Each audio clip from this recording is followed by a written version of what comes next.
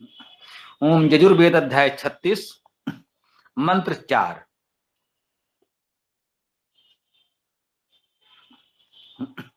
ओम कया नः चेत्रया भुवत् ऊती सदा वृथा सखा कया सचेष्टया व्रता।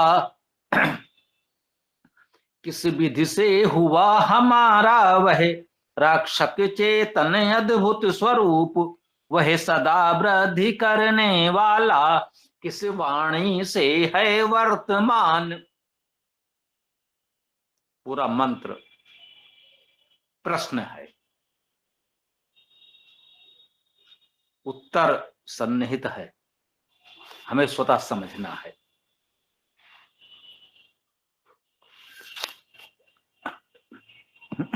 कया तृतीया विभक्ति एक वचन, अर्थात कया का अर्थ हुआ किसके द्वारा। किसके द्वारा आप इसका भावार्थ कर सकते हैं किस उपाय द्वारा, किस उपाय से। यही इसका भावार्थ अधिकतम किया जा सकता है। न हमारा या हमारे लिए, न में इतना कर सकते हैं, ठीक। कया किसके द्वारा, न हमारा चित्र, इस चित्र को समझ लें। सहज भाव से देखें, जो वैदिक भाषा से परिचित नहीं है, यदि आधुनिक बोलचाल की भाषा से इसका अर्थ करना चाहेंगे तो ये तो चित्र तो स्पष्ट लिखा हुआ है। देखिए भाई, आपके वेद मंत्र में चित्र तो है ना, चित्र शब्द आया है, इतना स्पष्ट आया है कि कोई भी वेद को मानने वाला नकार तो नहीं सकता। ये चित्र है। अब यहां इस चित्र का क्या अर्थ है, इसे समझना हो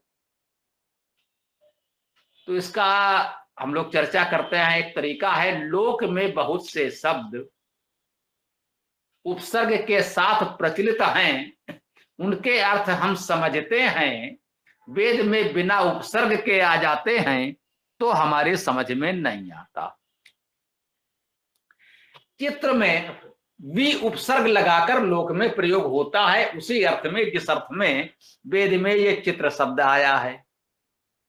इस चित्र को कुछ विशेषता दे दीजिए, वी उपसर्ग लगा दीजिए तो क्या हो गया, विचित्र। इस चित्र का यहां पर यही अर्थ है जो हम विचित्र से समझते हैं, अद्भुत, आश्चर्यजनक। चित्र का यही अर्थ है। ये चित्र धातु है, आश्चर्य करना, आश्चर्य होना, ये चित्र धातु का अर्थ है। धातु अर्थ की बात को जब हम समझ लेंगे तो कभी भी अर्थ करने में कोई भ्रम नहीं होगा, कभी कोई अनर्थ। कया नः चित्र आभुवत, आ उपसर्ग सम्यक समन्तात भुवत, भू धातु का अर्थ होना। भुवत हुआ, होता है, जो भी कह लें। कया नः चित्र आभुवत, किसके द्वारा हमारा अद्भुत होता है, हमारे लिए अद्भुत होता है। हमारे जीवन में बहुत कुछ ऐसा घटित हो जाता है जो हमें आश्चर्यचकित कर देता है, जो हमें बहुत अद्भुत विचित्र लगता है कि ये क्या हो गया। सहज भाव से जो हम अपेक्षा करते हैं उससे बहुत हटकर जब कुछ हो जाता है तो हम आश्चर्यचकित होते हैं। अद्भुत, विचित्र, स्वाभाविक रूप से हमारे भाव व्यक्त होते हैं। इतना अद्भुत, इतना विचित्र, हाँ, जीवन में ऐसा भी होता है। मंत्र स्पष्ट रूप से कह रहा है कि हाँ, होता तो है। कया नः चित्र आभुवत, हमारे जीवन में हमारे लिए कया किसके द्वारा यह चित्र विचित्र अद्भुत आश्चर्यजनक होता है, ये आश्चर्यजनक जो घटित हो जाता है वो किसके द्वारा होता है, ये कौन कर सकता है। ऊती सदा वृथा सखा। ऊती, ऊती का अर्थ क्या हुआ? ऊ धातु का अर्थ है रक्षा करना। ऊ धातु भी है रक्षा करने के अर्थ में, और अक्षणे धातु भी है, और औ का भी ऊठ हो जाता है, ऊठ माने ऊ हो जाता है। ऊ शब्द का, ऊ धातु का अर्थ शब्द करना, विश्वास करना भी है। औ धातु का अर्थ रक्षा करना है। तो ऊती का सामान्यता अर्थ अनुवाद विद्वानों ने रक्षक से किया है, रक्षा करने के अर्थ में इसका प्रयोग किया है। अव धातु का ऊ हो गया, ऐसा भी माना है। यदि हम ऊ धातु का अर्थ शब्द करना, विश्वास करना माने, तो ऊती का अर्थ शब्द, वाणी, विश्वास, वचन ऐसा भी हो सकता है, वो भी ठीक है। ऊती का अर्थ रक्षा करने वाला है तो भी ठीक है। ऊती अर्थात कह सकते हैं शब्द करने वाला, विश्वास करने वाला, रक्षा करने वाला, सभी अर्थ ग्रहण कर सकते हैं। सदा वृथा, देखिए सदा क्या है? सदा अव्यय है, वृथा वृद्धि कर। अब यहां देखिएगा सदा तो अव्यय है, यदि ये सदा अलग लिखा होता तो भी कोई बात नहीं थी। सदा और वृथा को जोड़ दिया गया है। सदा अव्यय है, उपसर्ग में भी नहीं माना जाता, इसको जोड़ने का कोई कह सकते हैं आवश्यक नहीं था।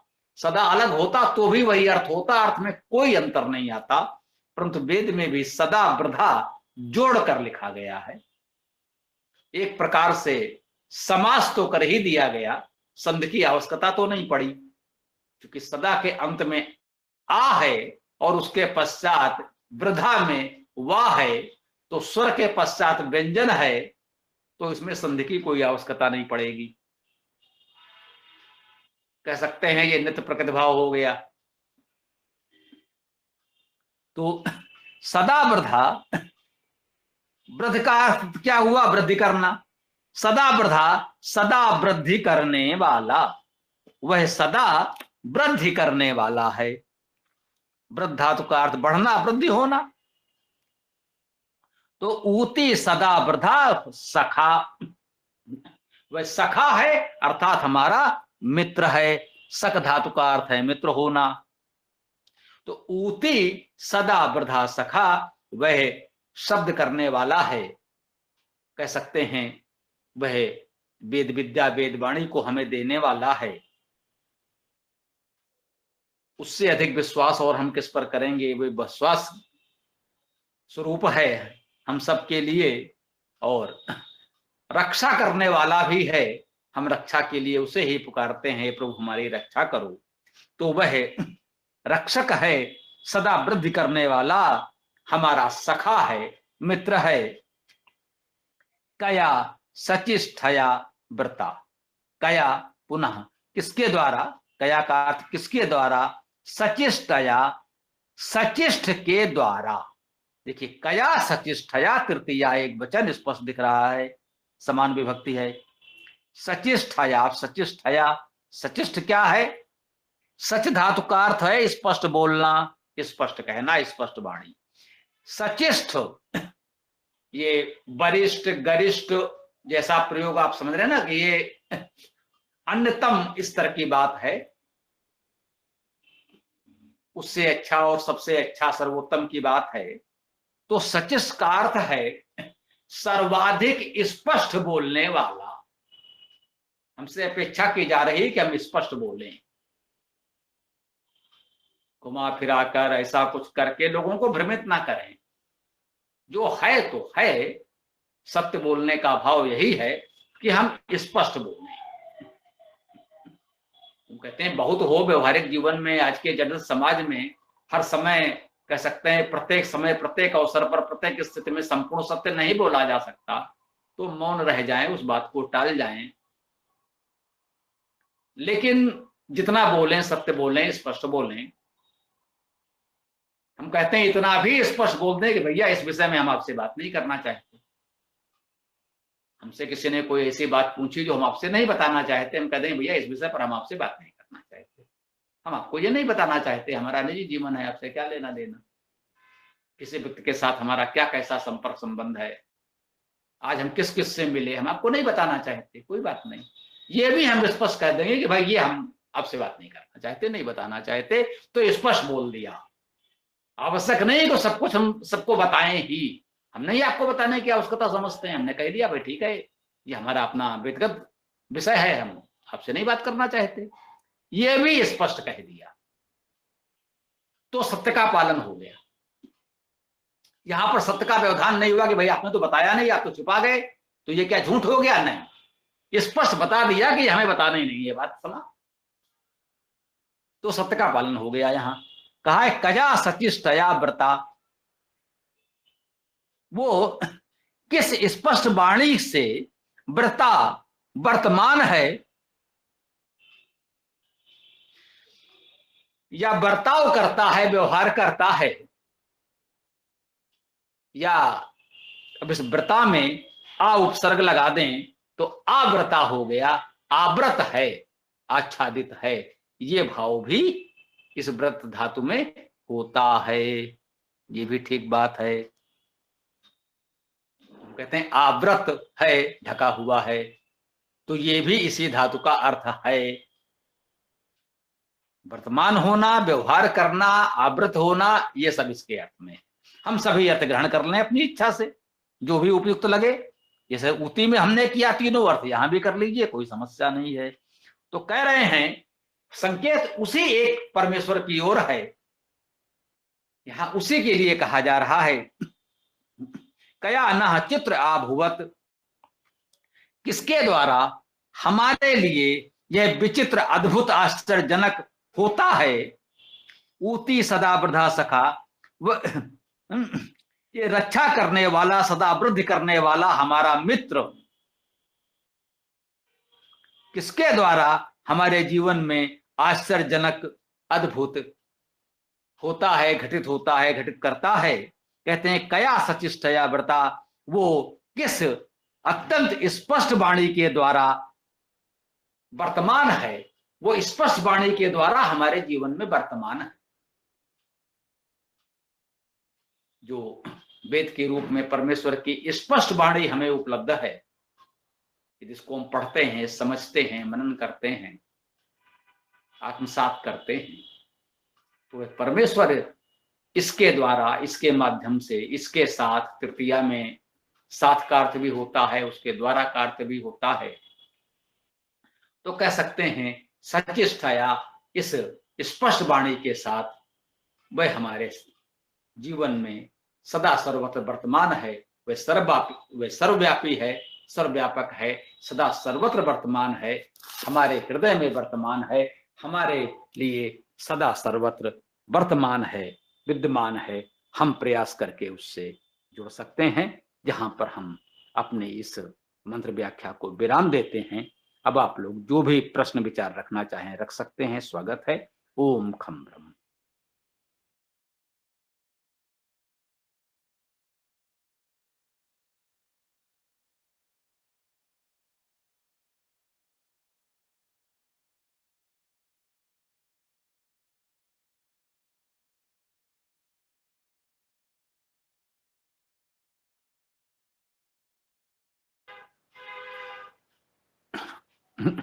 हाँ भाई, किसी को कुछ नहीं कहना है तो इस सत्र का समापन किया जाए, कल मिलते हैं।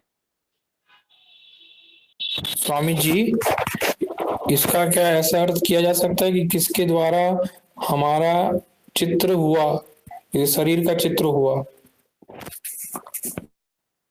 यहां पर चित्र का अर्थ सभी ने विचित्र, अद्भुत, आश्चर्यजनक ही किया है, तो उसको चित्र का अर्थ इस प्रकार की कोई चित्रकारी से लेना हमें उपयुक्त प्रतीत नहीं होता। यदि हम उसको इस तरह से करेंगे तो थोड़ा मुझे लगता है ठीक नहीं है। हो सकता है कुछ लोग ऐसा अर्थ करना चाहें तो कोई बात नहीं, चलेगा, लेकिन हमें ऐसा ठीक जी वो अथर्ववेद में आया है ना, अयोध्या वाला बात, कि शुरू में तो पूरे गिनाया ईश्वर ने कि ये आंख किसने बनाई, ये चेहरा किसने बनाया, फिर अंतिम में फिर बताया कि भगवान ने बनाया। तो वो जो चित्र शब्द आया है इस मंत्र में, तो मेरे को ऐसा लगा कि ये चित्र से आशा ये शरीर का चित्र हो सकता है। नहीं। ये बहुत मंत्रों में चित्र शब्द आया है और सर्वत्र इसका अर्थ विचित्र, अद्भुत, आश्चर्यजनक ही किया गया है, जो भी लोगों ने किया है। तो इसलिए इस शब्द का यही अर्थ हमें उपयुक्त लगता है। बाकी किसी अन्य मंत्र में यदि ऐसी कोई बात आएगी तो वो देखा जाएगा, वहां वो अर्थ हो सकता है। हम ये नहीं कहते कहीं नहीं होगा, जैसा आप बता रहे हैं, मान लीजिए उस मंत्र में यदि ऐसा कुछ है तो होगा, तो देखा जाएगा। ठीक है, धन्यवाद स्वामी जी। आचार्य जी नमस्ते। इसमें कया वर्ड से मंत्र शुरू किया गया है, जबकि ये वेद वाणी है, परमात्मा की वाणी, ईश्वर की वाणी। तो ईश्वर की वाणी में ये प्रश्नवाचक कया क्यों लगाया गया, कि किसके द्वारा, क्यों क्यों? वो ईश्वर ही सब कुछ करने वाला है, तो ये मतलब प्रश्नवाचक चिन्ह की आवश्यकता नहीं होनी चाहिए थी। मेरा ऐसा सोचना है कि भाई वेद तो उसका समाधान साथ में भी कर रहा है कि वो वेद वाणी है, तो कया किसके द्वारा बाद में किए कि भाई हाँ वो जो हमारा सखा है, हमारा रक्षक है, वही वो वेद वाणी के रूप में उसको वो दर्शाया गया है इस मंत्र में। तो ये थोड़ा बताने का प्रयास करें कि कया क्यों ऐसा लिखा गया इसमें।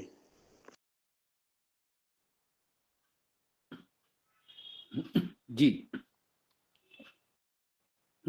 वेद में अनेक मंत्रों में प्रश्नवाचक शब्द हैं।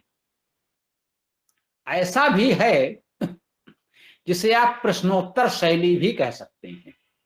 एक मंत्र में प्रश्न किया जाता है और अगले मंत्र में उसका उत्तर दिया जाता है। ऐसे प्रकरण भी वेद में अनेक हैं। वेद में ऐसा है, ये सत्य है। अब इसकी व्याख्या कोई विद्वान कैसे करेगा, ये उसकी इच्छा पर है। वेद में है तो है, पहले तो हमें यह समझ लेना है कि वेद में ऐसा है। पहले तो हम ये स्वीकार कर लें कि है। प्रश्नवाचक शब्द हैं, प्रश्नवाचक मंत्र हैं। एक मंत्र में प्रश्न होता है और अगले मंत्र में उत्तर होता है। ये आपको पुरुष सूक्त में भी मिलता है। उसी में ये बात कही गई कि यदि उसकी कल्पना हम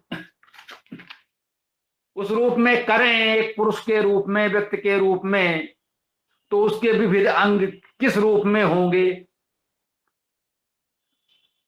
है ना। और अगले मंत्र में उसका उत्तर देने का प्रयास किया जा रहा है। अन्यत्र भी हुआ है, किसी ने कहा कि भाई ऐसा क्या है जो पुनः उत्पन्न होता है,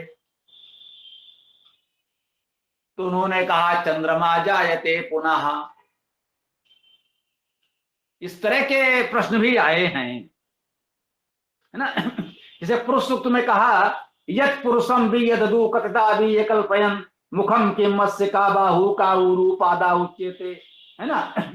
तो पुरुष सूक्त के 11वें मंत्र में ये कहा उस परम पुरुष का किस प्रकार कल्पना करें सब समझ सकें, मुख क्या उसका, क्या बाहु युगल, उर क्या क्या पाद कहें स्वामी। और 12वें मंत्र में उसका उत्तर दिया जा रहा है ब्राह्मणो वस्य मुखम आसीत बाहु राजन्या कृता उरु तद अस्य यद वैश्या पद्भ्याम शूद्रो अजायत।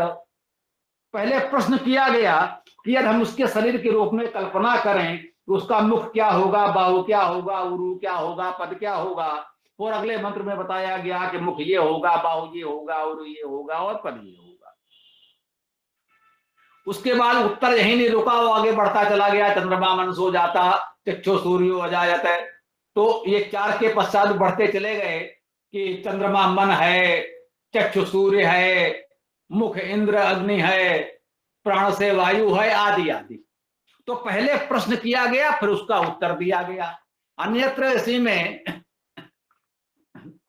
ये भी प्रश्न किया गया, जैसा कि भी हमने कहा कि ऐसा क्या है जो पुनः उत्पन्न होता है, तो वहां ये नहीं कहा गया कि कोई जीवात्मा है जो पुनः जन्म लेती है। जिस तरह का प्रश्न वैसा ही उत्तर, बोले चंद्रमा जायते पुनः, केवल चंद्रमा है जो पुनः जन्म लेते हुए दिखता है हमको, तो पूर्णिमा को पूर्ण हो गया, घटते घटते शून्य हो गया, शून्य के पश्चात फिर प्रतिपदा से नया जन्म लेकर प्रारंभ हो गया। तो केवल चंद्रमा हमको दिखता है जो एक बार समाप्त होने के बाद, शून्य होने के बाद पुनः आ जाता है, बाकी तो कुछ हमको पुनः उत्पन्न होते हुए नहीं दिखता। तो पहले प्रश्न किया गया कि क्या है जो पुनः उत्पन्न हो जाता है, किम जायते पुनः, और उसके पश्चात ये बताया गया। ऐसे बहुत से प्रश्न वहां किए गए हैं, पूरा स्मरण में तो नहीं होगा, वो पुस्तक देख करके हम बताना चाहें यदि तो। कहने का आशय यही है कि प्रश्नोत्तर शैली भी वेद की एक शैली है, ये सत्य है, पहले तो हम ये स्वीकार कर लें। अब यदि वो परमेश्वर की वाणी है तो ऐसा क्यों है, इस पर विद्वान अपनी अपनी व्याख्या करने के लिए स्वतंत्र हैं। इस पर कोई एक निर्णय मानकर न चलें, हम अपने विचार दे सकते हैं। वैसे ये प्रश्न महत्वपूर्ण था, तो कोई बात नहीं, इसको ले लीजिएगा।